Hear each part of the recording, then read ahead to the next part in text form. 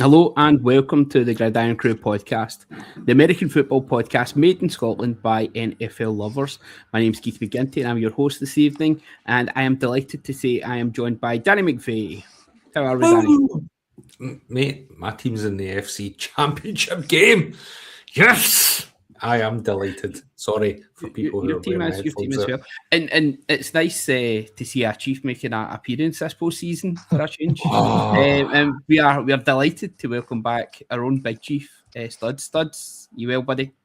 All good, my man, all good. Been a wee while since I've been able to go on the crew. And Danny, I'm just going to start off by correcting you. You're actually in the Super Bowl because this game is going to be a write-off, which we'll cover later on. But I know I'm glad to be back. Spoilers early doors. I know it's been a while. But group. Everyone, thanks very much for tuning in. Let's wrap it up.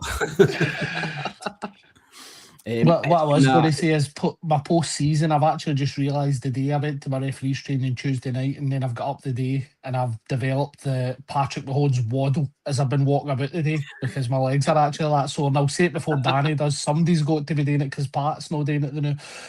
So I thought the waddle was for something else, mate. That's where I went. I was like, how were the showers?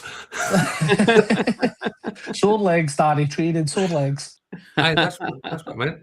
That's the standard you can expect here in Irn-Cru, ladies and gentlemen.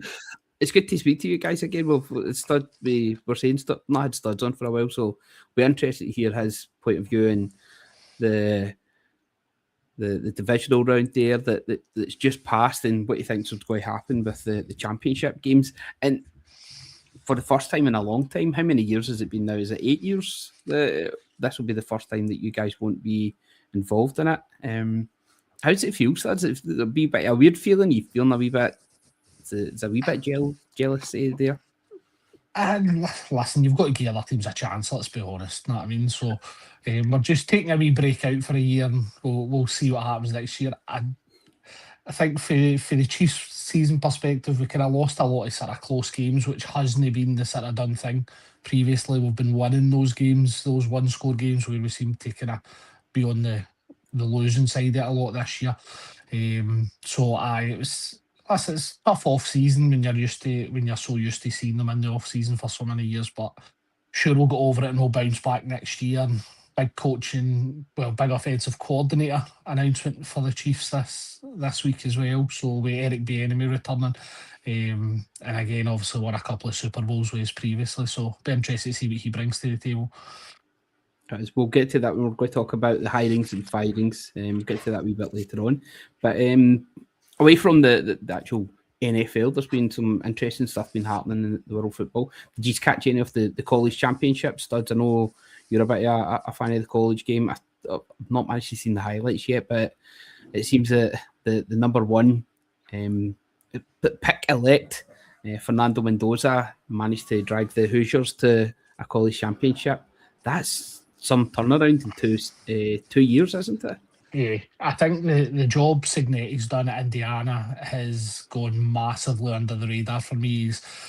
He's a very much Italian paisano, is Kurt Signetti, and obviously comes from the Nick Saban coaching tree as well. So he's got a lot of kind of history with Alabama and stuff like that. But the job he's done is absolutely ridiculous. And again, brings into question, would he have been able to do the job he's done if they didn't have those NIL rules in place? I guess we'll never know. Yes. They do, and they've took massive advantage of it.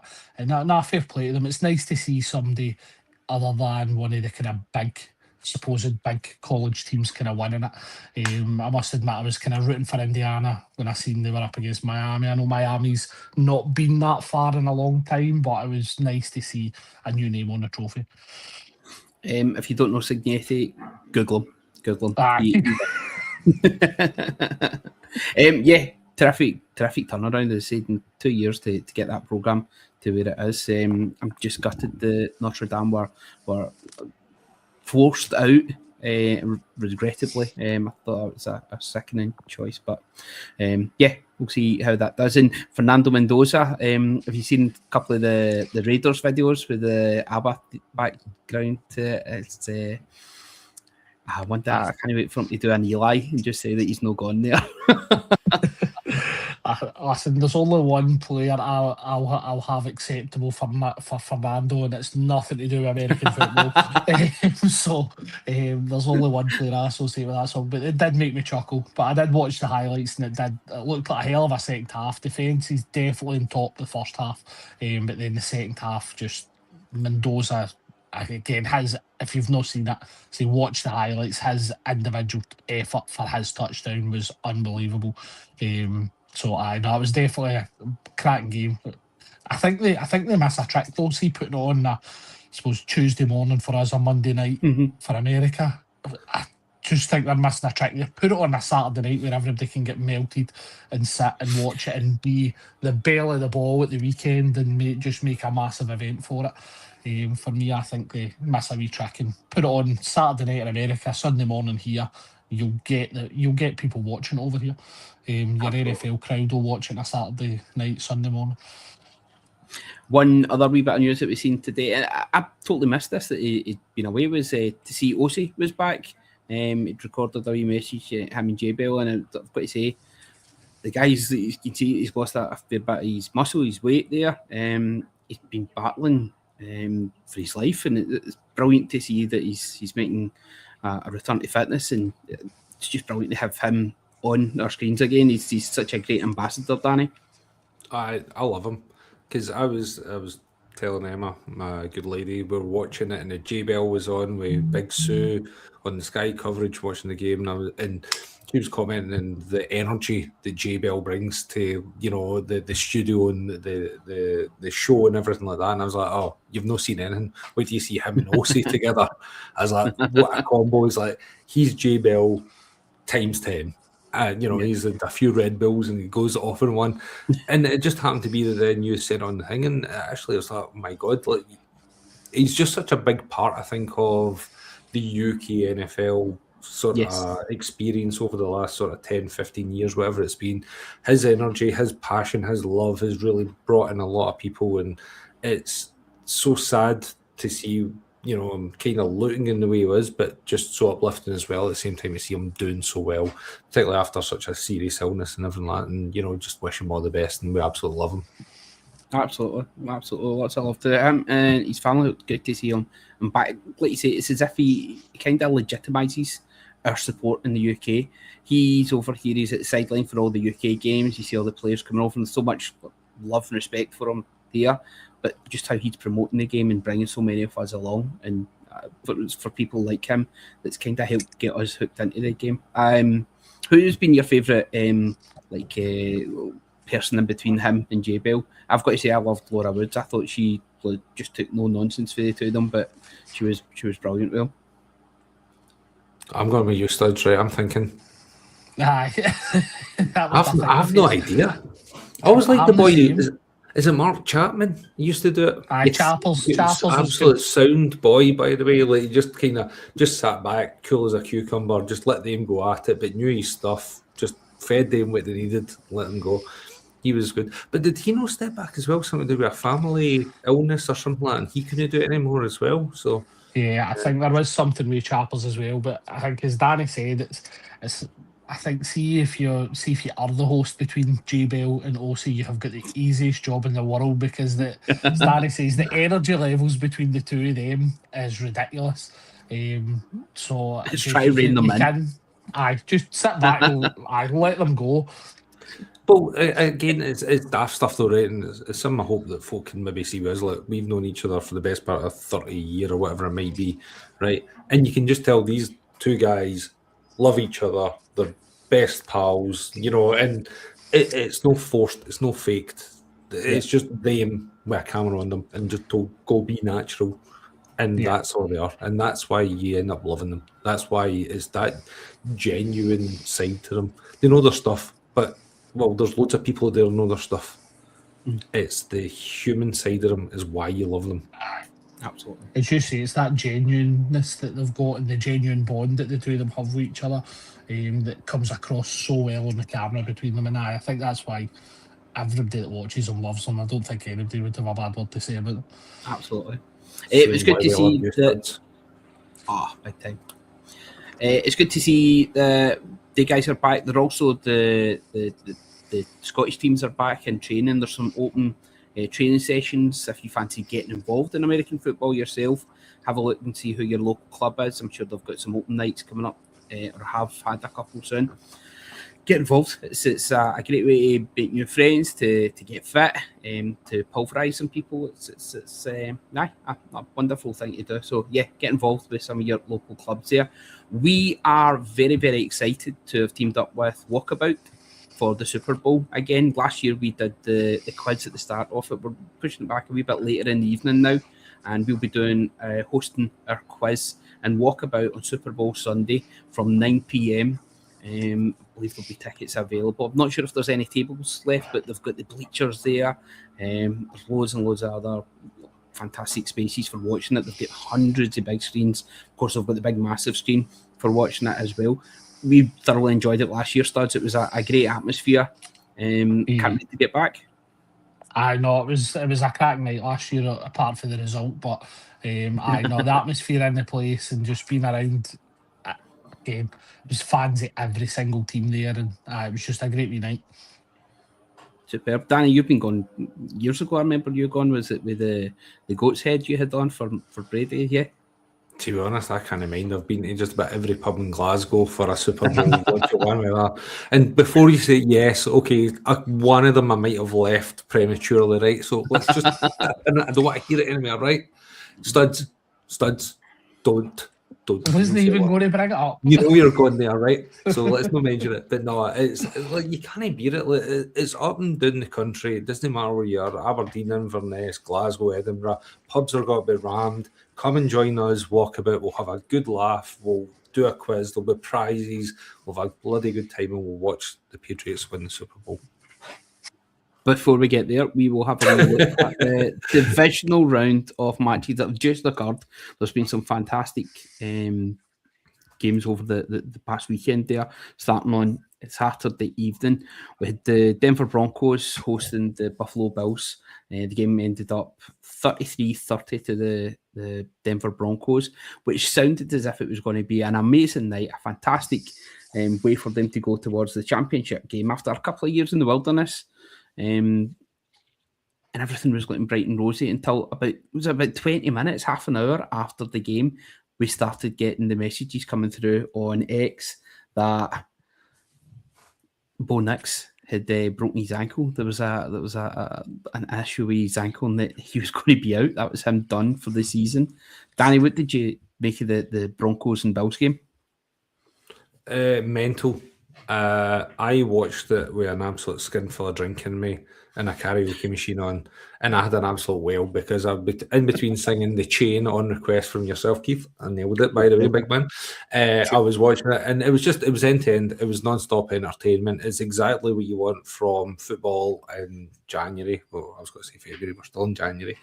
But it's exactly what you want to watch. You know, it had everything. You know, it's drama, it fumbles, amazing play, both sides, defence, offence, special teams, the entire lot. It was a brilliant spectacle and exactly what the sport is all about. Studs, did you catch much of the game? I know you're a big fan of both sides. I did have the game on, even as in watching it. But for me, it just once again highlighted that Josh Allen carried out in the big games. Everybody's rants and raves about Josh Allen in the regular season. Again, he won MVP last year, whether it's rightly or wrongly for me. But name Mahomes in the playoffs this year, name Burrows. It was Neil Lamar. It was the perfect year for Josh Allen to go and solidify himself with the other QBs like Mahomes and stuff. But just going to do it for me. Your hatred, man. Your hatred, Alan, is off the charts. You're reeling me. Actually, that's probably your highlight of the season, watching him fumble it away at the worst tears at the end. Listen, it was literally it was like watching Josh Allen's rookie season again. It's as if he reverted to rookie season Josh Allen all over again. And again, but this is what happens when players get under the brightest lights. Some of them choke. Josh Allen chokes. He's not been able to do it at any AFC Championship game. Lost to the Chiefs. Again, they were 13 seconds away from beating us. They lost. Is He's that been fair, there and Danny? can't do it. Hold No, on. right, Is that right, fair, right. Danny? He's played 8 games where he's not had any turnovers, no interceptions in 8 games. That's a record when it comes to the postseason. Is it all on Josh Allen, or was he needing a lot more help than he was getting? He needs help. Look, I'm a Pats fan. I am no Bills lover. I actually do like Josh Allen. I'm not going to admit that, but I do think he's a brilliant player. But when you look at that team, I just watched Patrick Mahomes this year with Travis Kelce, Xavier Worthy, whoever else you had, Rashid Rice, and whatever else he's doing, and saw him stink the place out. Well, Josh Allen with Khalil Shakir, Dawson Knox, Dalton Kincaid, Brandon Cooks, who's been running the world and back in every single team. Keon Coleman, James Cook. Keon Coleman, okay, the owners just come out there and absolutely ripped him apart as well and saying he was a dud. So you can't put him in you can't put him in the same. It's not like he's out there with Puka Nakua and Devontae Adams. Neither's Pat Mahomes. Exactly. What did Pat Mahomes finish? Pat Mahomes wasn't the reason for the Chiefs' season this year. Oh, really? Pat Mahomes That's done what my eyes told me. Pat saw Mahomes him done stink the everything. place out. Pat Mahomes done everything he possibly could to help that offense. His receivers drops, Kelsey's uncharacteristic drops. Pat Mahomes wasn't the reason. Pat Mahomes was over 500 yards rushing, which was unheard of, and then his passing stats weren't that bad either. This season wasn't in Pat Mahomes'. I've just saw Josh Allen basically drag this team to the divisional game single-handedly. It wasn't the defense who's just put up 30 points. I've saw us, the Pats, go in to Highmark Stadium or Buffalo or whatever the hell it's called these days and beat them. And the only reason, again, we were 21 points up on them or something like that at home, and it was Josh Allen putting on his Superman cape and dragging them through. That's the only reason they got to that place of Josh Allen. And unfortunately, in the regular season, Josh Allen, no postseason Josh Allen. But you can't rely on that all the time, though. But it was the exact same. But he did it against the Jags as well. Like you look at this team. Okay, studs. Who's the superstars of the Bills? Who would you take tomorrow in your team? Dalton Kincaid's a first-round pick, tight end. No. Listen. First-round pick. Supposed to be. What is he? Well, he was probably one of the highlights in offense this year because he's scored touchdowns every single week, near enough. Then you've got James Cook, who again has been unbelievable for them again this year. Okay, one run back. I'm not giving you Dalton Kincaid. He's not even probably the top. I don't know, top 10 tight ends in the league. He's definitely in your top 10 tight ends in the league. Based again, go back and look at his stats. I'm checking Sleeper than out. The amount of touchdowns he scored this season was ridiculous. Khalil Shakir isn't a bad wide receiver. No, but he's a wide receiver 3 in any good team. So he's wide receiver 3 in the Pats? Behind, yeah, probably. I think. Is he better than Stephon Diggs? Matt Collins? The Bills obviously thought the front office did. Dalton Kincaid ended up tight end number 15. And that surprises me. With 1, 2, that surprises me. 3, 4, 5 touchdowns in the regular season. I thought that's my point. My point is that without Josh Allen, take Josh Allen out of that team barely breaks 500. Right? That's all I'm saying. I'm not disputing that. As much as the 4 turnovers, the fumbles obviously cost them here, man. Yeah, you can't just put everything on him. Well, you put everything. You're saying he dragged them there, so everything's on him in the regular season. You're comparing him to Pat Mahomes. What did Pat Mahomes do in the postseason? Pat Mahomes dragged the Chiefs through into Super Bowls and won them Super Bowls. Didn't buckle. He's not been injured in the postseason. Got injured in the regular he's won season. the quiz down in Cancun. Do you remember his last postseason game? Because I remember it being an absolute butt fuck by the end of the half. Aye, but I also remember him getting a high ankle sprain in the divisional round against the Jags for a dirty tackle as well. But what I'm saying to you is though, in those divisional games and in those AFC Championship games, look at the Titans one a couple of years ago where he does like a 30, 40 yard rushing touchdown to score. Pat Mahomes, you're talking about Josh Allen putting on his Superman cape. The greatest quarterbacks put on that Superman cape, not just in the regular season, in the postseason. You look at Brady done it as well. Brady would put on his cape. It wouldn't do the rushing, obviously, unless it was a 1 yard sneak, but he would find these receivers regularly. It wasn't creating issues for the team by creating turnovers. These guys take care of the ball because turnovers are massive. Josh Allen, regardless, you look at his postseason history, Josh Allen can't get over the hump. So, To be fair for him, again, to be fair to he's him, got to be part of the issue. Hold on, to be fair to Josh Allen, for the game against the Broncos there, he had 283 yards, 25 of 39 completions against attempts, 3 touchdowns, 2 interceptions, which, as I said, was the first interceptions he's had in the postseason, and 3 sacks. I don't think all the blame can go on him. Rushing, he got 66 yards as well. The guy was doing lots there, but as you were saying, Superman, maybe he's no Superman. Maybe he does need a wee bit of help. Now, Nobody is. The Bills are moving on from Sean McDermott. We'll get to the hiring environs, but I think it's important we focus on this because it does tie into what you're talking about with the Bills, is that Sean McDermott's gone now. Brandon Bean, who is responsible for the roster, for the formation of the team, he's been promoted. He's now in charge of all football operations there. And at Highmark no more. They are moving to their new stadium after the summer.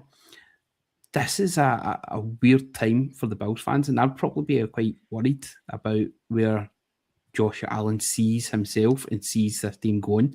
Because, as you mentioned, Danny, the way the owner, Pegula, came out and was throwing Keon Coleman under the bus, would have been a wee bit worrying. If that's one of your teammates and if you think he's a rookie, you're wanting him to improve in his year 2, that guy's going into the off-season on a massive, massive downer. Not only has he not performed well, I think he only got his first touchdown of the season in the postseason there.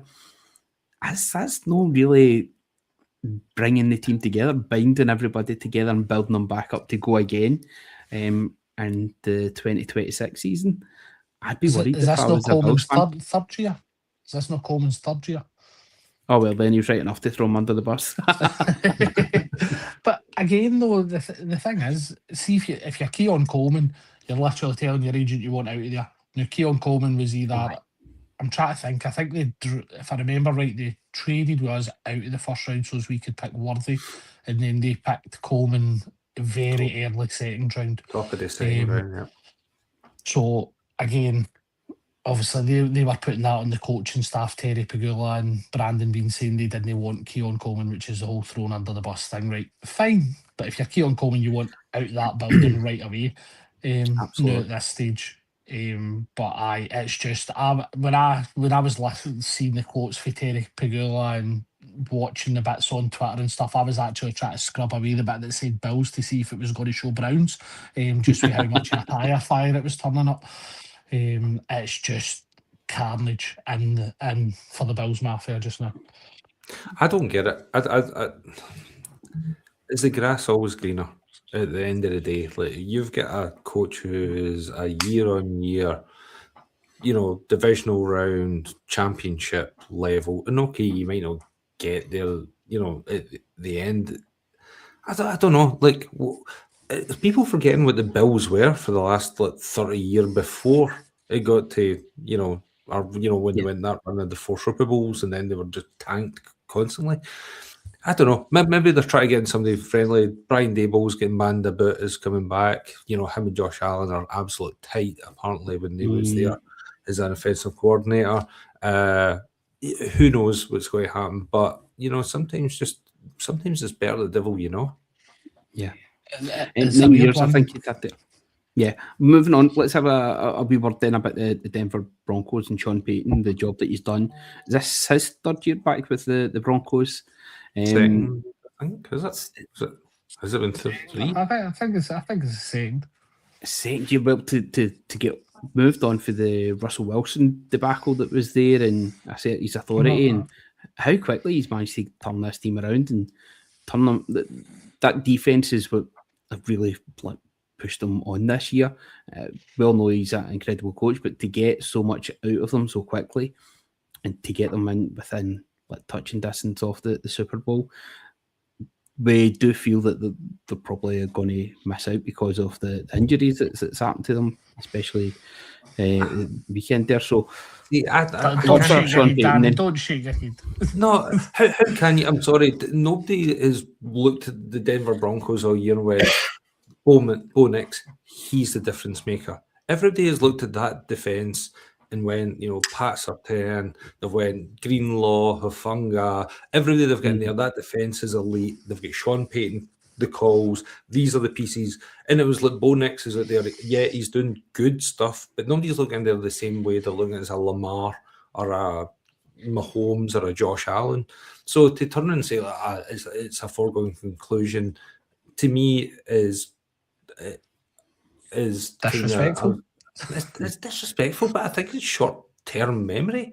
Is look back at what has won the games and what they've done. Nobody's went, oh, Bo Nix, he was unreal. I look at it and go, Bo Nix, he was good and he did the job that he was there to do. He made the plays he was there to do. But nobody is showing off a highlight reel. Nobody's of Bo Nix plays. Nobody's looking at Bo Nix in the same way as, like, say, dare I say, a Drake May or a Matt Stafford or a Josh Allen or all the other MVP candidates that are up this year. So Jared Stidham is a good quarterback. He's not great. He's not the same level.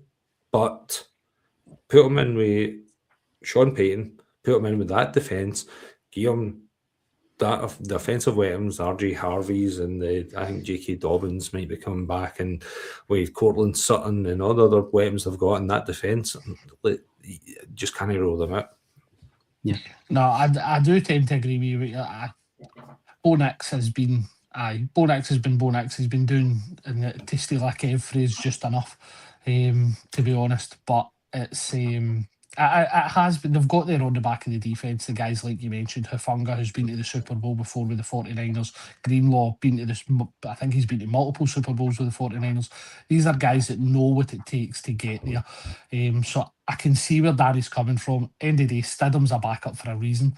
They obviously seen enough in him to have the confidence to say, right, if Bo Nix goes down, this guy can take us somewhere. So I do get where Danny's coming from. I don't think it's a foregone conclusion, but I think that defence is going to be doing a lot of the heavy lifting if they're going to get anything out of the Patriots. I think if I was thinking back on it, it is Sean Payton's third year because he had the Russell Wilson year and then he drafted Bo Nix, and then this is Bo Nix's second year. So that's right. So it's the job he's done in 3 years has been unbelievable. To get them to a championship game from, again, thinking back, saying to what Danny was saying about the Bills, the Broncos were a tire fire before that, and had been since Peyton Manning left. They were going, basically, it wasn't a coaching carousel they had, it was a quarterback carousel. So the Broncos have been a mess. So it's, again, if you're a Broncos fan, then it's good to see them back into this kind of game. Don't diss Brock Osweiler. We all remember the days.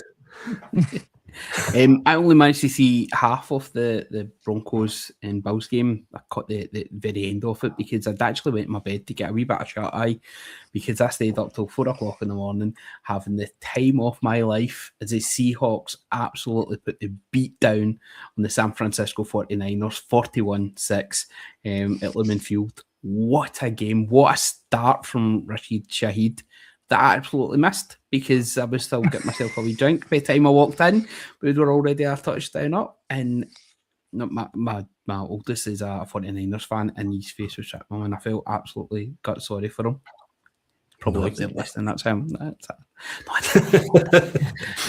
It was terrific. I did the right thing. I sent him to his bed at half time because it was just to see. It was going to get worse. It says, no, Dad, I'm not going to do it, Danny. So I never brought it up. I was just like to say. I told you, don't bring it up. What a game it was. This was just unbelievable. I was not expecting. I thought we would win, having been at Lumen Field, how well we'd done in that final game of the season against the 49ers to get the number 1 seed. I just had a little bit of confidence in us. And I was saying to the wee man, it's weird being a football fan in Scotland, how we always think the worst is going to happen. If your team's gone 2-0 up away in Europe, and then you're thinking, oh no, we're definitely going to get beat by the end of this, or you might get a draw. See, going into it with confidence and thinking, no, we're actually going to do this. We're built, we've got the defences working so well together. Our offense is just cooking. Well, your quarterbacks no making an arse of it all the time. We're seeing ghosts or anything like that.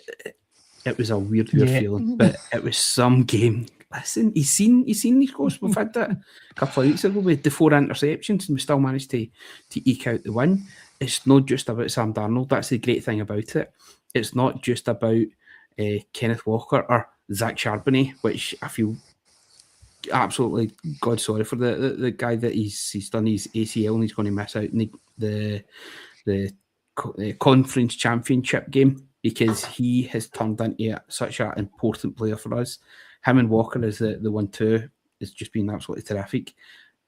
That's a wee bit that's putting a wee bit of worry in for me for the game this weekend, and we'll get to that a wee bit later on. But just to bask in it, I thought we were terrific. We didn't give them a chance. We knew everything that we had to do. We could read what they were going to do. We knew them inside out, and that just goes, that's testament to Mike McDonald, the job him and his coaching staff, Adam Durda, has done. It's just absolutely terrific, and I cannot wait to see how we do this weekend coming. But no real proper standout bits. I think that opening touchdown, that really just set the tone for the rest of the evening, and it was brilliant to see. I think the multiple Ken Walker touchdowns is probably the kind of highlight. Sam Darnold really didn't need to do anything. As soon as the opening touchdown happened, Sam Darnold didn't need to do anything, which meant JSN was irrelevant. And then Ken still Walker got his touchdown though. Yeah, well, saying irrelevant, it's probably harsh, because I think for me, you look at the MVP candidates, CMC been in there ahead of somebody like JSN after the season he's had. For me, and again, there's probably other wide receivers you could mention in there, like Puka who's in there as well, that for me should probably be in the MVP conversation ahead of CMC. But Darnold didn't need to do anything, so it'll be interesting. I think there's still those question marks over Darnold and whether he can do it in the big, again, like we were saying about Josh Allen, the brightest lights. Can Darnold do it in the championship? Can he then, if they get by that, can he do it against the Patriots defence when he's seen ghosts before? So it'll be interesting to see. But this is the perfect Darnold game though. Don't let him throw the ball 17 times. 120 odd yards or whatever it is. Like, it doesn't, you don't need to put the weight on him. When you go, okay, right, I think let's just talk about the kind of elephant in the room. Let's face it, this was a beat up, smashed up, banged up reserve 49ers team, and kudos to Shanahan and the rest of them for actually making it that far, because they shouldn't be there. Given the weapons that's there, the resources that they had at their disposal, how they managed to piece together a team, getting there. The dodgy training fields. Power station. But getting there alone was a brilliant achievement, all things considered, when you look at it, right? So, fair enough. But this was the exact game that you want. You just got a defence that just puts the fucking smack down on that team. You run it right down their throats, and you don't put too much pressure on Darnold. You'll make him comfortable. He doesn't need to carry the weight like we're talking about a Mahomes or a Josh Allen or whoever it might be. He just needs to go out and play his game, manage it well, just do the simple things right. Don't turn the ball over. Don't beat yourself, because that's the thing that with Darnold's always had talent. He's always had an arm. He's always been athletic. But you make him beat himself.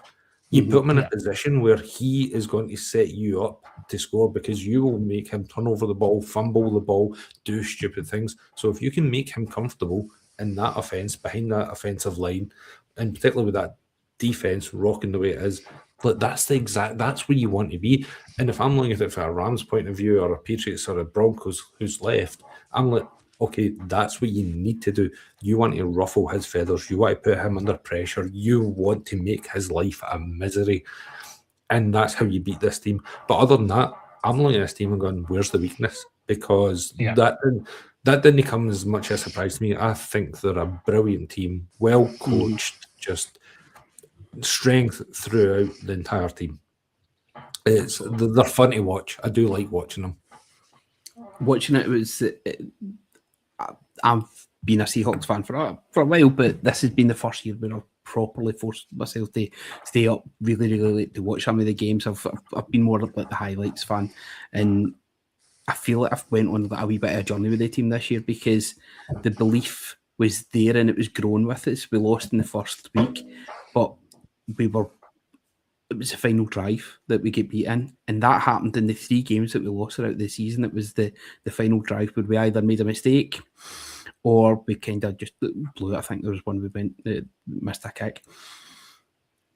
We have been contending all the way through. There's not been a game where we've been blown out, where we've been not looked like we could win it, and that's been fun to watch. We've had options, we've had answers to stuff that's been thrown at us. There's been games where Darnold, for example, had those 4 turnovers and we still came back to win the game. It's been fun to watch us. And listen to some of the podcasts this week, they were saying how that was the first that Lumen Field has sounded like the old, they called it Century Link. That's the first that the stadium has sounded like it used to do, maybe about 10 years ago. That's the first time that the crowd has got it in. The difference and the decibel meters ramping up. And I seen that we're the 5th. That game was the Khalil Shakir touchdown was the 5th loudest noise in a stadium since we've been recording it there. We've got 2 in the top 5, which is amazing to hear.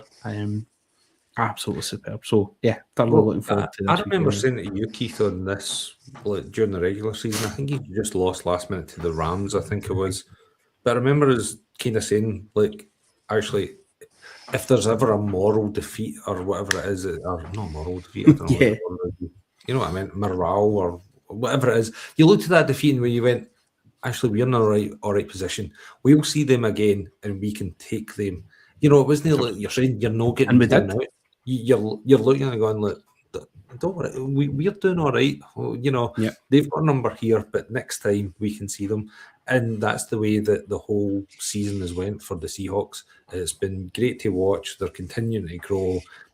As I say, I love watching them.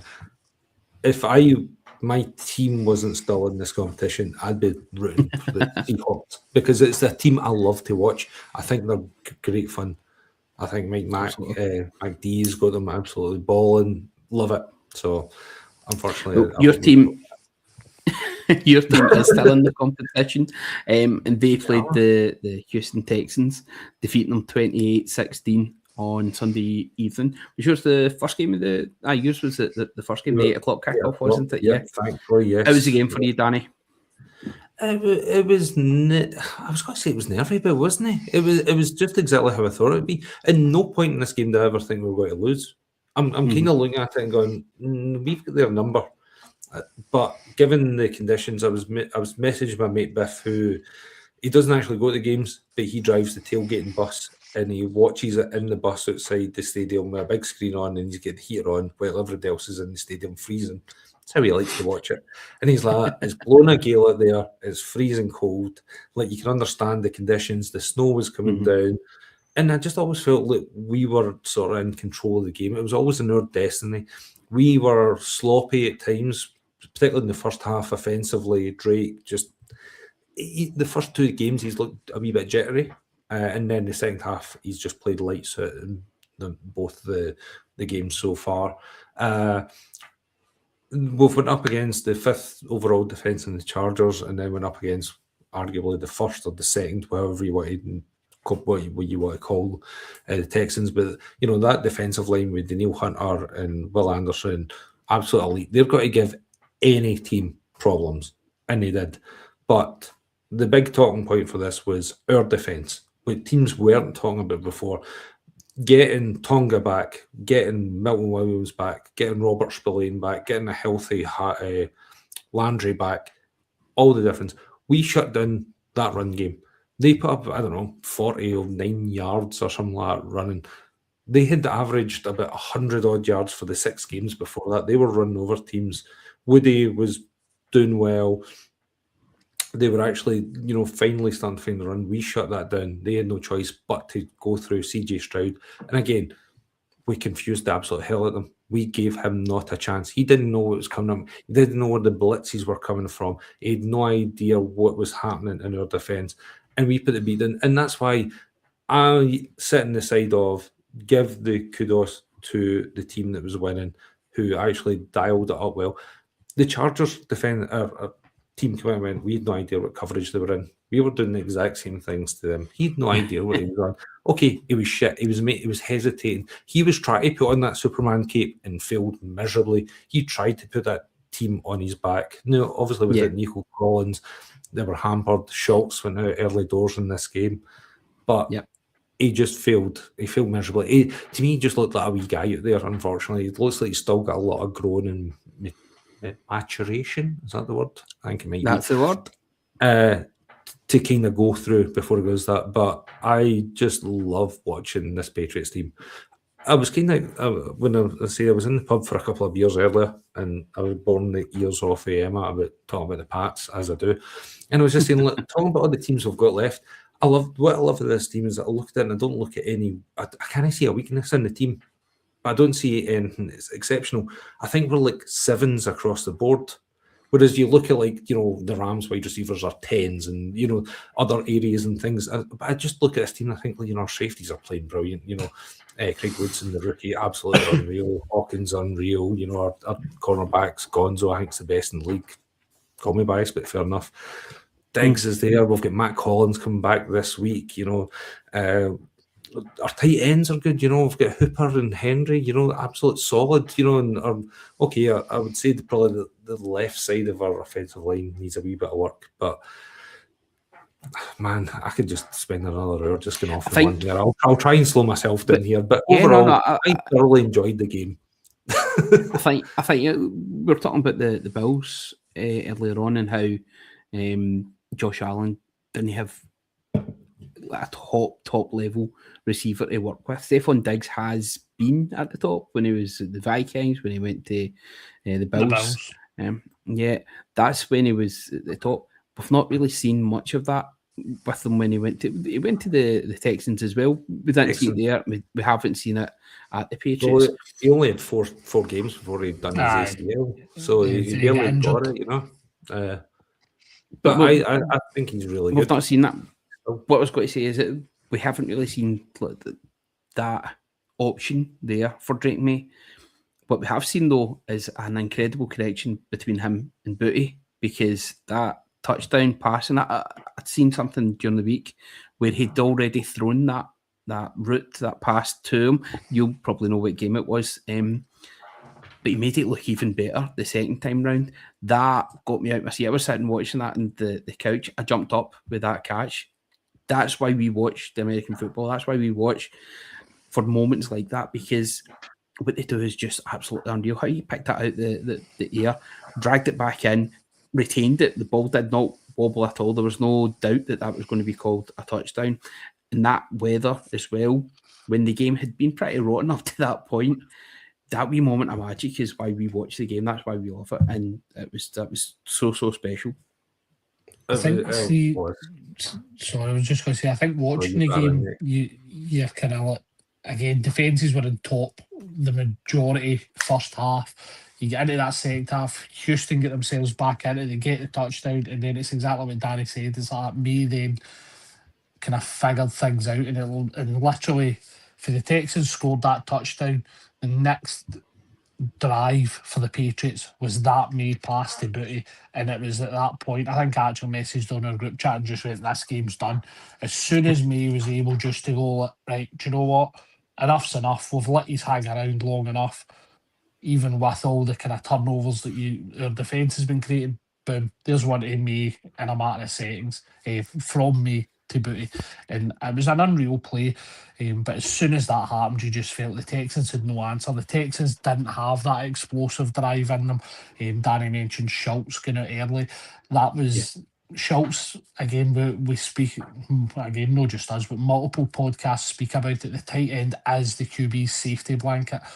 As soon as that safety blanket get whipped out of CJ Stroud, that was, again, his mind was away. He didn't have Nico Collins, didn't have Schultz. That was him. He didn't know where to put the ball, couldn't diagnose. So that's, for me, the Texans didn't have that explosive moment in them, whereas the Patriots just went, we can do it, even with the pass rush for Daryl Hunter and Will Anderson, who was absolutely destroying the first round pick. I can't remember his name now. It's escaping me. Will Campbell. He was just getting absolutely abused off of these guys from start to finish. But May was still able to get those explosive plays away when if he needed to. And it's at that moment it was literally right, this game's done. Let's move on to the next one. May is just the real deal. As I say, I believed in it last year when we were getting our arse kicked under, because you could just see his poise, you could see what he was running, you could see what he was doing. And it was his first ever touchdown pass, was the exact same route, exact same ball, right over the top of, what's his name? Singletree? No, not Singletree. God, what's his name? The cornerback for the Texans. Come on, help me out here, lads. Come on. What's his name? Stingley Jr. That's the one. Exact same. Right over the top of his head. Exact same touchdown. And it's just unreal touch. It was just absolutely perfect. His deep ball is just drop it on a dime. It's just put it exactly what it is. And it's beautiful to watch. But when the Texans come out of the second half, they put together 2 field goal drives, and I was like, you're sloppy here. They're keen to get in it. And like you say, Studs, that was it. That was a killer pass. And when you're talking about Josh Allen doesn't have, when you want your quarterback to come up at the big times, at the big moments, just that killer blow, that's exactly what Drake May has done. And he did it last week as well, second half. Just put your foot on their throat and just don't let up. And that's exactly what he done. Look, Patriots are playing with house money here, right? We did not expect to be in this position. I hoped for a fun team to watch again, and I hoped to be in the playoffs. And now I'm like, okay, how much are my flights to Boston to go and watch the Super Bowl? £1,000 for the 2 years for a few nights or there. It's already in the basket or waiting to get hit, because I'm never going to rule this team out because I love them so much. I think what Vrabel was doing with this team, it feels a unit. It is almost going back to the 2001 Patriots, where they introduced themselves as a collective. You know, when they're underdogs against the greatest show on turf and they're coming out, this is how it feels. Right is off, fine, doesn't matter, but we're together and we're going to fight together, and I'm loving it.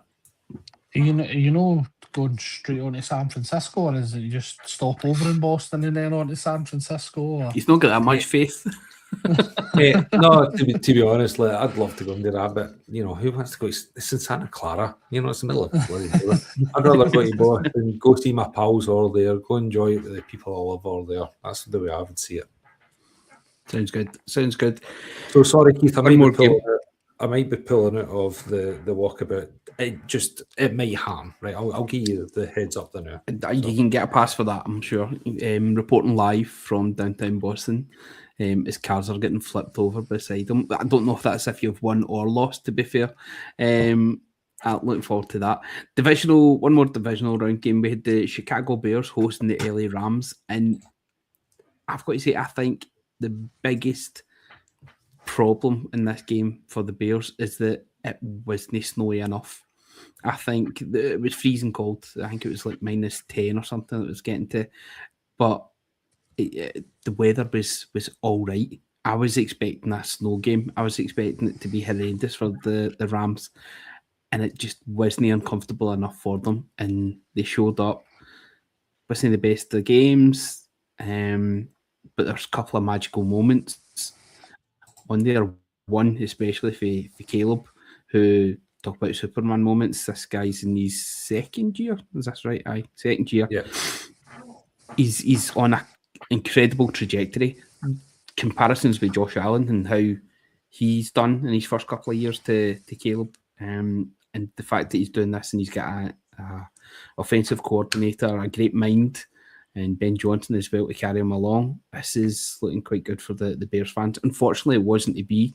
Gutted for our pal Grant. That didn't quite happen. I know he was full of confidence, as Grant always is, but the Rams edged it 20-17. Studs, what do you take away from this game?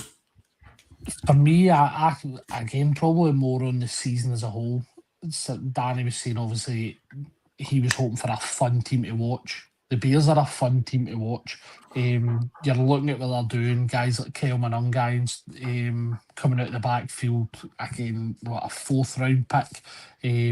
Really stamped his name on the running back RB1 slot for me for the Bears. Caleb Williams, as you mentioned, he has been vastly different last year as he was this year. Again, that could be the Ben Johnson effect, to be honest. We've seen some absolutely unbelievable highlights from Caleb Williams throughout, not just in the postseason, but during the regular season as well. And again, he provided a highlight moment in this game as well. Unfortunately, he had the turnover that ultimately killed the game as well. But yeah, for me, the kind of big takeaway, if you're a Bears fan, was we've got a fun team to watch, and I think they can look forward to next season as a whole. Danny? See, I just think that, yes, the trouble with this Bears team is the 3 interceptions, not just the one, it's the 3 interceptions, starting with an interception. When you're this late and you can't do it. So for every magic play you're getting from Caleb in that final touchdown pass, we'll maybe go into what the fuck the DB was doing at the time. How the hell do you leave somebody wide open like that in the backfield? How do you end up 10 yards in front of him when you know find out it's a Hail Mary? Like, God knows. I was saying the other day, he was caught ball watching. So like in football parlance, so when a corner comes in and they're caught ball watching. That's what he was done. He was too busy watching and they got to sack him or not. And he was too busy downfield, missing what was going on. Okay, not behind him. There was a wee bit of pushing and shoving, but he should have been tighter. Anyway. But if Caleb can just tidy up the games, stop those interceptions, those wild sort of throws that he's putting out there, just tidy it up. Honestly, the ceiling is as high as you can get. He's an exceptional talent. He has every attribute you want. He's like that throw he made. I think he ended up back 20 yards back. He was on his own 40-yard line, and they ended up 5 yards into the end zone. What's that? About 65 yards in there. Unreal arm talent, and it looked like he wasn't even trying. It looked like he was actually off his feet, and it was just pure arm. That is amazing to see. Absolute unreal. But you then go back and look at the tape and look at his interception, and you go, tidy up there. The big thing, I don't know how you guys feel. So I'll ask you: do you go for 2?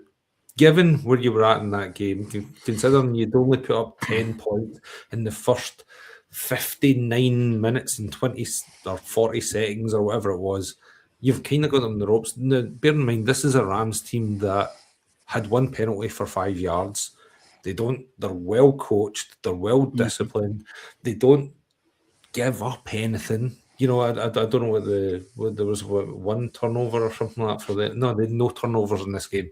That's how well coached this team are. Do you just go for it in that instance? You go, you know what?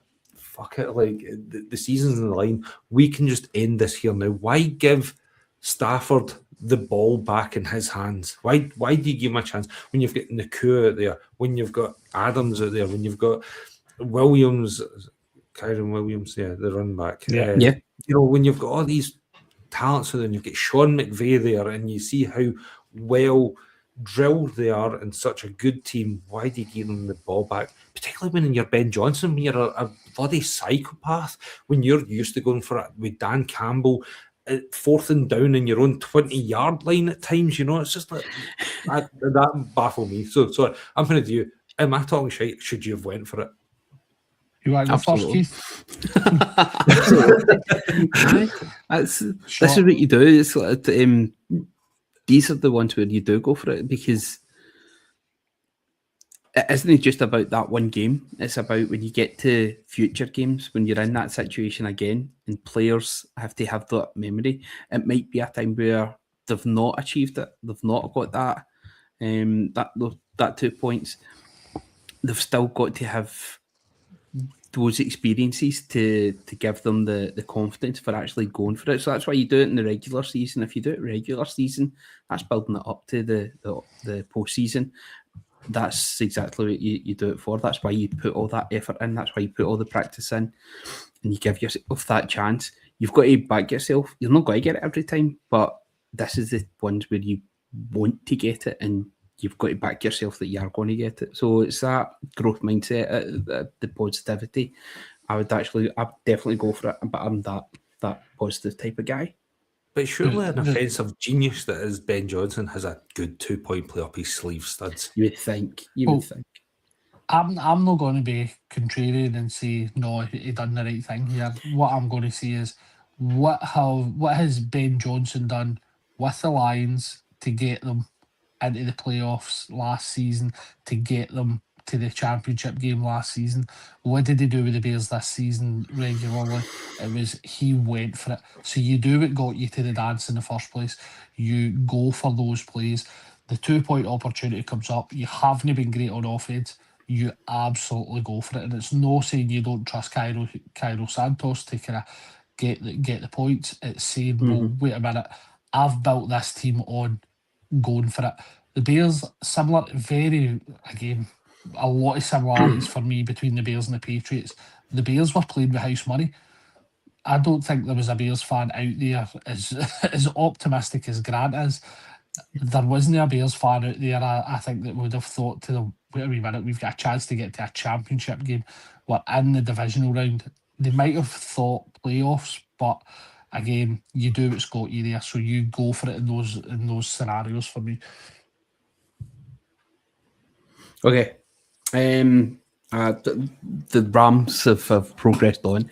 I'll be honest, because we've had such tight games with them, I was kind of hoping it was going to be the Bears that we're going to be hosting this weekend. Rams do give me a wee bit of fear, and I think what we'll do is we'll have a wee quick look at the hirings and firings before we have a quick discussion about the conference championship games.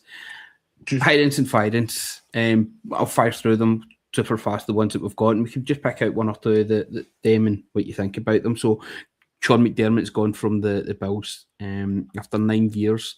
Quite an emotional wee message that he posted on Instagram. I thought it was lovely, quite classy, the guy. Wherever he goes, he is going to be a great acquisition for the next team that he goes to. Just hope he does well wherever he goes. Promoted was Brandon Bean, as we mentioned, which is absolutely wild. And flung under the bus was Keon Coleman. Also hired this week, we had Robert Saleh, who was the defensive coordinator at the 49ers. Did a good job, especially with a totally beat up team. He is now the head coach of the Tennessee Titans. I liked him. I remember watching Hard Knocks and thinking, this guy, he's good. He talks a good game. I'm glad to see that he got a wee bit of redemption arc at the 49ers, even if it did fall short. And it'll be good to see how he gets on at the Titans and how they can protect Cam Ward and get the most out of him, and maybe even my boy when he comes back. Also hired was Jeff Hafley at the Miami Dolphins, moving from the defensive coordinator at the Packers, moving down to Miami. Breaking news Yeah. from Mikey Brown. The Ravens are hiring Jesse Minter as their next head coach. Chargers DC. I was going to say there's been breaking news. Oof. So the Ravens have got their head coach. Sorry to interrupt you there. No, that's a good shout. We'll hopefully get Mikey on. He's been unfortunately had some damage to his recording room, so we'll do our best to get Mikey back on. I'd love to hear what he has to say. If you don't hear him here, you maybe hear him on the Ravens podcast. His comment next to it is "Come on!" ! So I'm guessing he's rather pleased with that appointment. Well, I think you were mentioning, Danny, obviously the Chargers had a number 5 defense this season, so obviously the guy knew what he was doing with it on the defensive side of things. Ravens' defense this year was probably very un-Ravens-like, to say the least. So I think it made sense. If only they'd had a defensive coordinator that they could have promoted from within in the past couple of years. If only, Mikey. That's a wee shame. A couple of years too late, man. So Jeff Hafley's way to the Dolphins. Kevin Stefanski has gone to the Atlanta Falcons. Just to pick up on Hafley going, I don't know if you've seen, but they just hired their new general manager as well, who is a former vice president of player acquisition or something like that at the Green Bay Packers. So obviously there must be a relationship there with Hafley. So you've got to assume that's a joint effort and a bit of, joined up thinking, I believe the term is, Daniel. Yep. Yeah. I've seen a comment from him saying that they're going to take a lot of what they did to the Packers and try and adopt it in Miami. So one thing that they're going to do is every year or every second year they're going to be drafting a quarterback to see if they can get something a wee bit special there. So and the 500 hurdle. Yep. Yeah, and also not draft a wide receiver the first round apparently as well. Oof, or do it and then don't play him. Well, don't use them anyway. Two more hirings. One we did mention last week was John Harbaugh of the New York Giants. He was introduced to the press and the players this week. A wee interesting thing I thought from this was that Joe Schoen, Joe Shane, I don't know how you pronounce it. Joe Shane. It's kind of his powers have been diluted a wee bit. John Harbaugh's getting the final say over all footballing matters, which you don't know if that's just him just getting Edge and Shane out a wee bit, if he'll maybe be able to get his own guy in. But interested to see how the Giants do. I'm surprised he's still there after that Hard Knocks show. Yes. You're just like, really, when they were talking about where Barkley could go and who they were going to take, the quarterbacks who were there, and his kids, and Daniels, and and it's just like, man, I can't believe he's still there. Yeah, well, I don't think Giants fans can believe he's still there. You'll have to draft well. Yeah, he'll have to draft well. We'll get Murdo back on round about draft time to see what he thinks. And the final one is Mike McDaniel, who was looking so dapper in his Ravens interview. Did you see him with his check suit on? But 3 sizes too small for him. He is now the offensive coordinator at the LA Chargers. So I'll be interested to see how they do there. But help for Herbert, some good weapons for him there to play about with. They'll be very interesting to see. Be even tighter division next year then, Studs? Well, as you said, the final one, when you forgot Eric Bieniemy's been brought in at the Chiefs as well, which didn't apparently make your list, which is obviously gridiron crew bias here. But we'll just bypass that. Listen, again, you mentioned it in our group chat about Justin Herbert, and we'll be interested to see with the weapons. Again, I mentioned my comeback on that was the question about, is Justin Herbert any good? Is he in this category quarterback? You've got good quarterbacks, you've got very good quarterbacks, you've got elite quarterbacks. What kind of category does Justin Herbert fall into? Yeah. And again, you can put it on, he had a beat up O-line. Listen, elite QBs have done it with beat up O-lines before. So it'll be interesting. I think that's probably the right terminology, Keith. But it comes down to what kind of talent is Justin Herbert going to be. I think with Herbert, it's a confidence thing, because he saw Jim Harbaugh all last season talking about he's a beast, and it's as if he was just trying to big him up, try to get him to believe in himself, believe that he can be this game changer like Josh Allen is, because he's got the attributes, he's got the accuracy, he's got the arm talent as well, but he just doesn't seem to have the belief in himself, and I wonder how that will change this coming season. Right, the guy does look like a freak athlete, to be fair. Sorry, Daniel, you go, mate. No, I was just saying, I said post-season in this podcast that I want to just see Josh Allen, Justin Herbert. I'm Josh Allen, the daft man. Josh Allen fanboy. I know, that's it. You think I've just got a big poster on my wall? We'll call you Haley. Right, no, I feels dirty. How can he sell to make him feel better? He feels so dirty. No, He's just like, oh no.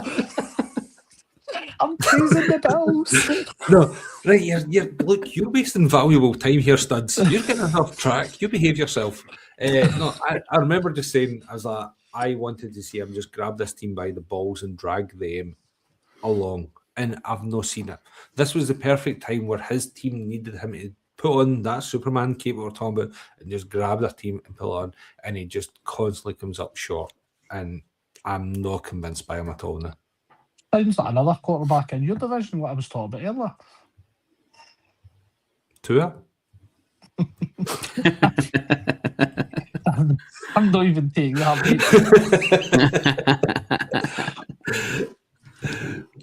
Sorry, Keith. Right, you okay. can continue, my man. Let's move on. We Move on. We have two more games to cover. It's Conference Championship Sunday, this Sunday, starting at 8 o'clock with the Patriots at the Broncos. Mile high for you, Danny. How do you foresee this game going? I'm terrified. History is against us. I don't think we've ever won a playoff game at Mile High, as I think I mentioned in our WhatsApp community chat. 10 years ago, in the lead up to Super Bowl 50, which the Denver Broncos won, the Patriots went up against the Denver Broncos at Mile High, and at that time it was Noodle Aram, Peyton Manning at the time. I don't know if you remember watching it. Manning was shot. It was his final season. His arm had completely gone. He was barely managing games. But it was that defense where I think it was like DeMarcus Ware and Von Miller were just absolutely wrecking the joint. Von Miller went on to be Super Bowl MVP. They were just an elite defense. And we took them close. We missed an extra point, I think it was. I think Gostkowski missed an extra point, and we just come up short with a 2-point conversion. Brady to Gronk, we ended up losing like 21-20 or something like that in the game. And it's just, and guess where that Super Bowl 50 was played?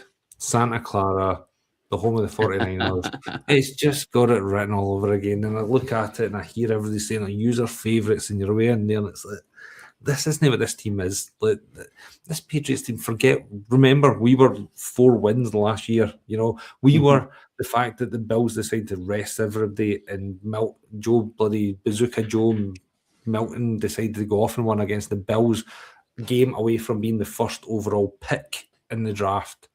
So I don't like the fact that we are a favourite for this game in the AFC Championship game a year later. If I look at it kind of objectively, I say, yes, I think we've got everything there we can do. I think we've got every bit as good a defence as them. I think we've got the better quarterback, far better, even if that was Bo Nix or Drake or Jarrett Stidham. We still have the better quarterback. They have good pieces. I think it's got to be a really close match. I think it's got to be a lot closer than people think. I think the 5.5 points is too generous. I think it's got to be a lot closer, particularly with being at Mile High. You know, that's a massive home advantage. That's a loud crowd. I hate hearing that incomplete. Fuck off, man. That does man nothing. You know, but yeah, so I'm I say I'm playing with house money, but at the same time, I'm just Mars is making buttons, man. You know, I don't know how this is going to go. Studs, before we come to you, just want to say it's nice that you've got this game against the Broncos, who are down their starting quarterback, but it's just as well that you're not up against a former player who has played 19 games in the NFL. He's only had 4 starts, and these 4 starts before the Jarrett Stidham. Let's see, 4 starts before the New England Patriots. There's a lot of things that suggest that the scriptwriters might have a bit of a field day with you guys if the Stidham was to do this. And with Josh McDaniels as well. Just say Josh McDaniels was all see at the time as well. It's not as if you know a thing or two about a backup coming in and taking over and running riot with I can't Brady believe you're having doing done this, it. man. That's 2 bloody shots you've had at me. That's just no nice, right? You should Just both try of you to should get everyone apologise. I've said nothing. Don't you What start. do you think, Stud. Studs, then, for the Broncos? I think it's going to be 28-3 to the Broncos at half time. What world are you living in?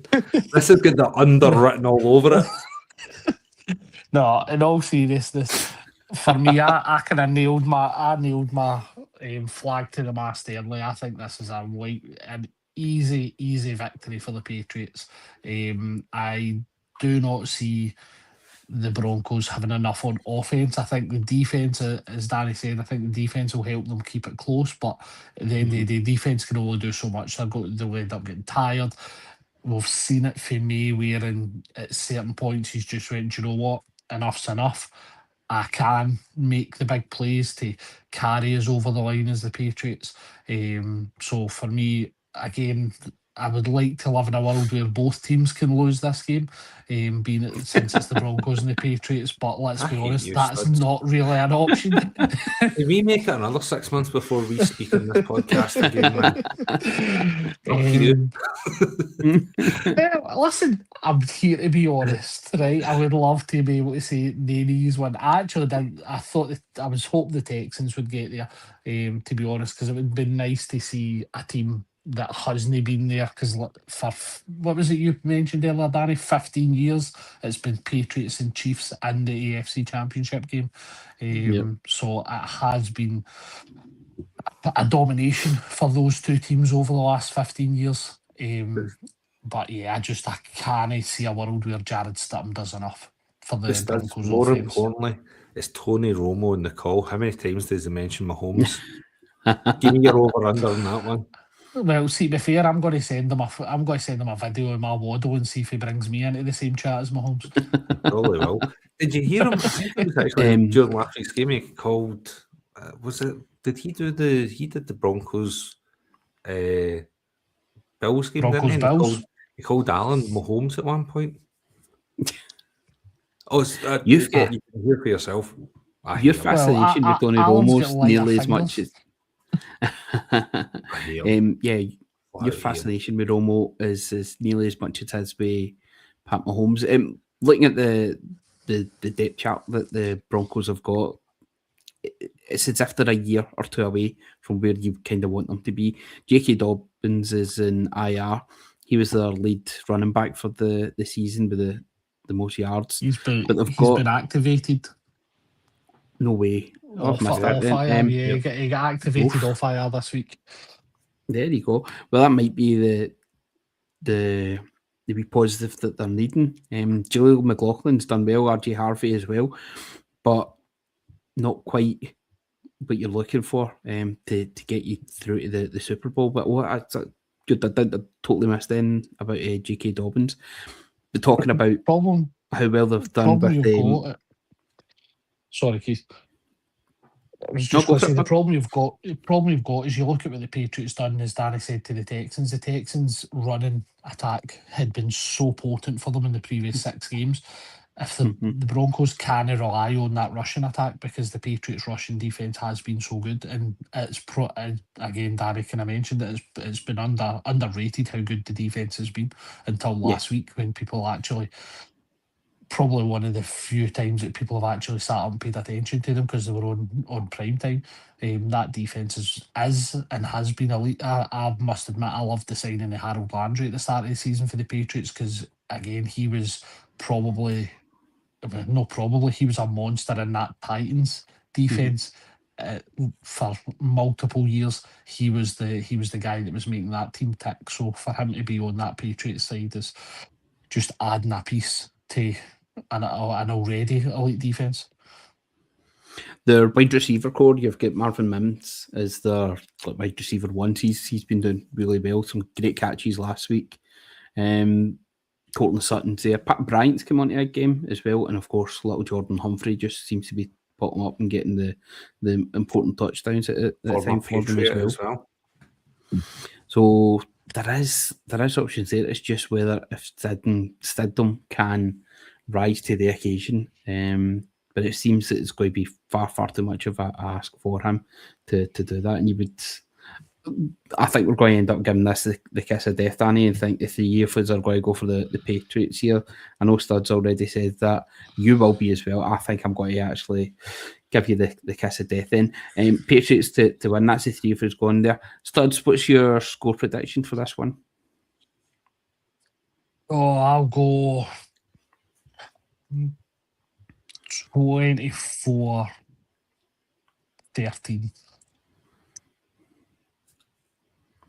Danny? Oh, I've not even given it much a thought, man, to be honest. I was about to say 28-17, then realised I said they would keep it close, and I went 11 points. Isn't it that close, is it? I think it is still going to be. I hate it. No, Danny. See, not right. The trouble is, every game the Broncos play is close. Doesn't matter if it's against the bloody backups of the Chiefs or whether it's against the Bills. Every game's within about 3 points. So I will say it's going to be 24-21. Okay, I'll go 34-27. Try to do your math It's to make sure banging that the you're over. hitting it right into it. Yeah, no, I absolutely am. I think it will end up an interesting game. Aye, right, I'm going for the over for that one. Okay, who's going to win it for their team then? So we're all saying that the Pats are going to win it. Is it going to be a bit of booty magic? There we go, that's the podcast title. Booty time. Booty No. time. Mondre Stevens just to run it down the throat. Yeah. Excellent. Studs, anything you want to add? Nah, On the refs? whitewash for the whitewash. I'm on the refs. Abandon the game, kick them back for cheating. PEDs. Their college and just send in the Chiefs into the Super Bowl. Just throw them in just to make Romo happy. Fuck it. Absolutely. To finish us off then, 11:30, I think it is, on Sunday night. We've got the Rams heading up to Lumen Field to take on the Seahawks. We've played them twice already this season. The first time the Rams won 21-19. Second time the Seahawks won 38-37. Two incredibly tight games. I think it's going to be incredibly tight again. Defenses have been terrific for both teams. I think if you're looking at it, the offenses, it's the Rams just edge that there, but it's just whether the Seahawks defense can shut them down. For me, Charbonnet is a massive loss, and it's came at the worst possible time. But I still think the Seahawks are going to edge it, and I think it is going to be up within 3 points. The final score is going to be. So I'm going for a Seahawks win. I'll go 31-28 Seahawks.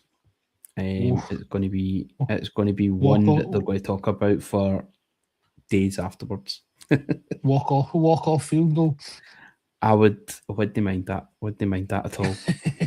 It's a good feeling when it happens for your team, not so good when it happens against it. But do you think, Danny, what are you thinking about this one? The Seahawks dark side, I think that's what they're calling the defense. The dark side. Are they going to be able to go toe-to-toe with McVay, who always seems to find a way? I don't think this is going to be that close, to be honest. I kind of said last week, and I'm kind of sticking by it. I find the Rams aren't just firing on all cylinders. They're doing enough to get by in games, and it's fine when it's a battered and banged up 49ers team, or who they played in the divisional game before that, or the Bears. So you had Bears and it was the Bears. Sorry, it was the Bears for them and before it. But I'm just like, but it's been for weeks in the regular season as well, where it's, they were blowing the doors off of teams, but then they lost like to the Panthers. They marginally just get past the Panthers, and But they lost to the Panthers earlier doors, and they lost again. I think it was probably you guys actually in the Seahawks, and it's just like they just seem to have hit a stumbling block, and I just don't have a lot of faith in them. They've got all the parts there, and they're so well disciplined stuff, but I don't know. It's just something. I don't know if it's since all the controversy with Irn-Cru and stuff. It just seems to coincide with it. The fact that you're like something's went a wee bit off with them, and I just don't fully. Put it this way, if I'm a Patriots fan, I want to see the Rams win this game, and that's the best compliment I can give the Seahawks, because I think the Seahawks are an elite team. I don't see really any weaknesses other than Darnold, but he can be elite at times. It's just he probably doesn't have the consistency. Whereas the Rams, as I say, I don't know, I just feel like they're beatable. They've got something about them. Again, I believe that if Ben Johnson had balls and went for 2, they wouldn't even be here. We'd be talking about them in this game. So I like the Seahawks in this game. I think the home field advantage, I think the 12s are going to go absolute mental. I think the freezing cold Pacific Northwest is going to give them fits. I think it's got to be a big defensive game for the Seahawks. Sorry, Keith, I know I'm jinxing you, man, right? But I genuinely think that the Seahawks are the better team, and I think the better team cream rises to the top, and that's what's going to happen. The Rams have done well, but I still think they're just not as good. They've been here. They've done it recently. Was it 2021? Was it? The Rams were here last. It's I don't know. Studs, what are you thinking? For me, I think we mentioned a lot about the similarities between. Well, in fact, no, we didn't mention about similarities. Sorry, you were talking about Charbonnet and Walker, that 1-2 punch. I think the Rams have kind of found that with Corum and Williams. You're seeing Corum getting worked in a lot more this season, and Williams getting rested at certain points. They've got, I think, wide receiver core, purely because they have that 1-2 punch, I probably lean towards the Rams, where you've got Adams and Nakua. Seahawks, you've got JSN. I'd be lying if I was to try and even name the Seahawks too, to be honest. But I do think the defenses, both defenses are elite. There's no getting away for that. You've got the likes of Jared Verse on one side, who's just a monster, and then you've got the likes of like Nick Emenwoody, who I'm pretty sure is up for defensive rookie of the year. Was that a season, or defensive player of the year? I can't remember, but I mean, Nick Emenwoody's had a great season for the Seahawks. So you're looking at 2 absolutely elite defenses, and it's whether they can cancel out what has been potent offenses as well on both sides for me. So I do think this one. I think this one will be closer than the previous one. Well, I guess, sorry, just to kind of just put a wee pin in what I was saying there. The one thing that I've overlooked is how fit is Sam Darnold. Now, you kind of went into the last game with this oblique injury, but when he's only asked to throw the ball 17 times for 100 yards, what if he's asked a wee bit more to do? Is he actually going to be fit? Is he actually going to be able to make 30 throws if it's required? Keith, come on. I'm looking at you here. You've got to tell me. Do you have faith in That's your what boy? I'm thinking. That's what I've been thinking all week, is for this half of the season, it's like we've had 2 separate Seahawks teams. The first team absolutely blitzed the first half of the season, where we were going in at halftime a couple of scores up, and that was just throwing the ball, tossing it about. GSN was absolutely on fire, but he's kind of quieting down in this half of the season, and it's been more, we've been working the running game, we've been demoralising teams, tiring them out, and then just seeing it over the line that way.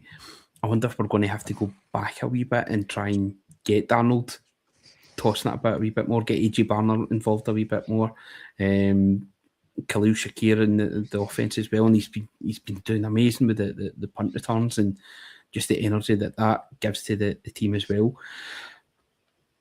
I think we're going to have to lean on him a wee bit more, especially in this game. But he absolutely is a leader. He's the journey he's been on when he's been at the Rams. He's been at the Vikings last season, and the performances that he's done this year with the Seahawks, I I've got to have that faith in them. I know everybody will bring up the ghost. I'm not seeing the ghost. They've been exercised. This is our chance to prove that he's the guy to lead us to the Super Bowl, and I think it's way ahead of schedule. But I think we can absolutely do it.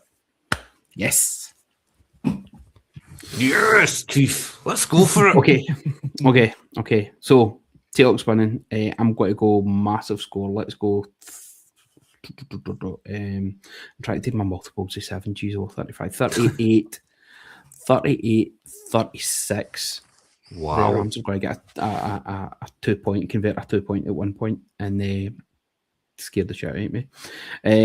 How's it going to be win? A walk off win. I think it's going to be a. Aye. I don't know. We're just going to win somehow. It doesn't matter. You're shining it. One more than them. Do you know what I am? And this is the first I've felt this with American football. Like my Fitbit, I get that feeling. This is the first I've been so invested in it, and where it can it's all building it, and I'm so looking forward to this. If we get there and we get to the Super Bowl, and then we're going to walk about, what a night that's going to be. But anyway, what will be. I cannot wait for this game. I will be fueled on coffee all day on Monday because I'm going to make sure I'm going to be watching this. Just hopefully I'll not be doing a go to bed at halftime. Badger. Anyway, prick. Anything else? How do we think this is one before we finish up, gents? Go on then, Danny. I'll let you go first. I think, taking into consideration potential injury with that. Your man Darnold, I will go 27. I'll go 27-20. I think there'll be a score in it. I think to the Seahawks. I think it'll go down to Stafford will have the ball in his hands in that final play, and I think that defense is going to come up trumps right at the end. I think there's got to be a battered down pass, an interception, or something, a fourth down that isn't converted, and the Seahawks are victorious and go into the Super Bowl. Take that. Oh, so I've got to decide and vote as to whether I make it a clean sweep or not. Go for it. I'm going to go for a tight one as well. I'll go with 31-30 as my score, and I picked the Rams to go to the Super Bowl on my picks. So I am and win it all, by the way. So I am going for the Rams to sneak this one. I'm not holding that against you at all. There's a wee niggle. There's that wee Scottish niggle in there about that there. It's I'm trying to shake it off. Try to get off myself. I'm hoping. I think the injury comes out of play. That's the Charbonnet one or the oblique to... No, Ken Walker goes down in the game and you're absolutely fucked and you've got no running backs. Ken Walker's not been injured this season. You're a bad man, Studs. You're a bad man. Hold on. Right. I'm going to put this out there. I was going to keep this for next week if everything had went the way that we think it's going to go. If the Seahawks get through, right, we've managed to defeat the forces of evil down in SoFi. Los Angeles. If we can defeat the Rams, we get to the Super Bowl. We are a running back short, so we've got Kenneth Walker the third, but we do need that wee hit. We're up against the Patriots in the Super Bowl final. Do you know who we bring back? O.J. Simpson. Marshall Lynch. And when we're on that 1 yard line, we don't throw it. We don't throw. We run it and we ram it. Revenge. Beast mode. That's fine. We bring back Malcolm Butler, right? Boom. We see it. Yeah. Can you imagine a repeat though of Seahawks Patriots? See, this is the thing. A rematch, happy go. I don't want a repeat. I want a rematch. I think like the Patriots actually win gives you more storylines. The fact that there's already been 2 Super Bowls against the Rams and the Patriots. Both went to the Patriots. As I said, as a Patriots fan, I'd much rather see the Rams I think we match off better with them, and I think we've got a better chance against them. And it'd be interesting to see, got a 3, or is it the Patriots against Seahawks, that repeat of Super Bowl 49 and whatever happened there, 11 years ago. It doesn't matter what happens, man. As I say, I feel I'm playing with house money. Maybe you're thinking the same, Keith. Probably didn't expect to be here. Whatever combination it is, we're going in for a treat. This sport's just fucking amazing. Love it. There's part of me wants. I would like to see Davante Adams kind of get that Super Bowl, just because the guy, we know he's a Hall of Famer. Similar to Larry Fitz. I wanted to see him win that Super Bowl against Pittsburgh. Obviously, we know how that one went when he was with the Cardinals. Davante Adams, always, when your team's doing it, you always look for a wee story in the playoffs, and you look for either players that you used to play with your team that's maybe not won a Super Bowl. But for me, I think it's Davante Adams. Would love to see him win a Super Bowl. I'm just hearing you hate your 2 pals and you don't want to see either of them happy. That sounds lovely. That sounds lovely. Grant will be Danny, Danny's been happy for fucking a dynasty. So you have had your element of happiness. We've been stars for the last 7 years. I don't know what you're talking about. Listen, you were supporting the Patriots through a dynasty. You know what it's like to enjoy a Super Bowl win. Didn't you know it was a dynasty at the time, man? You weren't seeing that when we were losing bloody to fucking the Giants twice in a row, and we've got 10 years between Super Bowl wins. So I was there through all the years. I know. I'm not disputing that. I'm absolutely not disputing that. You were also there for leaving at halftime at 28-3. So let's not go back and revisit the past. Gentlemen, we're not here to rehash. I was watching in other places. I just didn't want to watch it in that pub with you lot. If you have made it, thank you very much.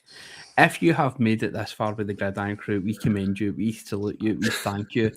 If you are up for an incredibly terrible patter like this, then you're more than welcome to join our Gridiron Crew WhatsApp group. Send us a wee DM, we'll send you the link. You're welcome to come and join us. Just talking football with pals. It's a great wee place. It's growing each week. We're getting new folk added to it.